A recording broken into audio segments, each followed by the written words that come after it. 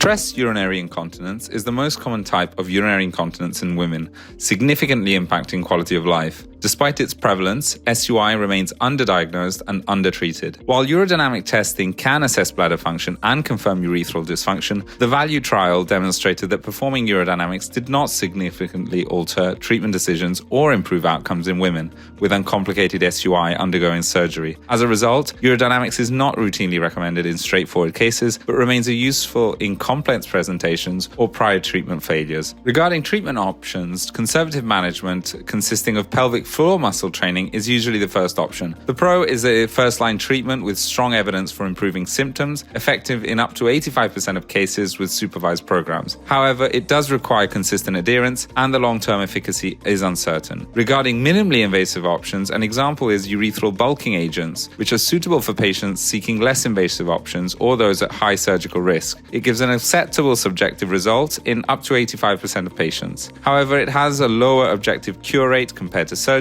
and it requires repeated treatments every 6 to 9 months. However, the gold standard for moderate to severe SUI remains the mid-urethral slings with a success rate of up to 90%, and these can be performed using either the retropubic or transobturator approach, and most recently the single incision slings. However, the large con about mid-urethral slings is related to mesh complications, particularly erosion, which have raised safety concerns. Finally, another surgical emerging treatment option are the use of artificial urinary sphincters, which achieve high rates of continence in patients with severe or complex SUI, particularly in cases of intrinsic sphincter deficiency or recurrent incontinence. And the use of these has increased, driven mostly by the rise in robotic-assisted surgeries and procedures that elevate the risk of sphincter dysfunction. To conclude, the management of SUI requires a tailored approach. PFMT remains the cornerstone of conservative treatment, while surgical options such as MUS, SISs, and colposuspension provide effective solutions for patients with persistent or severe symptoms. While mid-urethral slings remain the gold standard, the concerns about mesh-related complications require careful patient selection and counseling. The increased adoption of AUS highlights its growing role in patients with complex or recurrent SUI, particularly following robotic and pelvic surgeries. And emerging therapies such as CO2 laser and platelet-rich plasma show promise but require further investigation.